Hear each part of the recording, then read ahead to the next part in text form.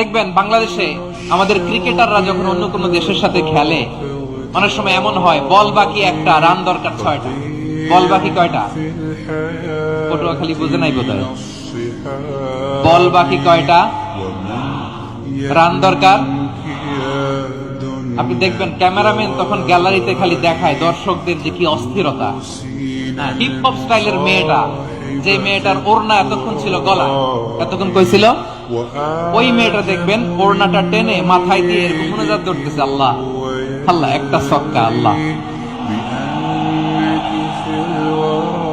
আল্লাহ, আমার লাল সবুজের পতাকারে তুমি অপমানিত কইরো না আল্লাহ, ইন্ডিয়ার সাথে আমাদের খেলা আল্লাহ আল্লাহ, একটা ছক্কা, একটা একটা। পুরো পুরো খেলা জুড়ে এই মেয়ের ওড়না ছিল গলায়, কিন্তু যখন এক বলে 6 রান দরকার, ওড়না চলে আসছে কোথায়? মাথায়। আবার মুনাজাত আছে না নাই? ঠিকই বাংলাদেশের দামাল ছেলে এমন এক শট মারলো, বল চলে গেল স্টেডিয়ামের বাইরে, ছক্কা, জিতে গেলাম আমরা।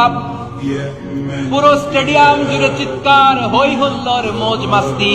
যেই মেয়েটা মাথার মধ্যে ওড়না দিয়ে এতক্ষণ সুবহানাল্লাহ সুবহানাল্লাহ বলে আল্লাহর কাছে দোয়া করেছে, ওই মেয়ে এখন আবার ওড়না ফেলে দিয়ে নাচা শুরু করে দিয়েছে।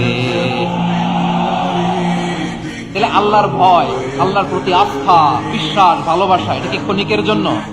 মানে আমার যখন লাগবে তখন আল্লাহর ইউজ করবো নাকি? হ্যাঁ, বিপদে আপদে, সুখের সময় দুঃখের সময়, সচ্ছল অসচ্ছল অবস্থায় বিশ্বাসীরা ভরসা রাখে একজনের উপর, চিৎকার করে বলে পটুয়াখালী তিনি কে?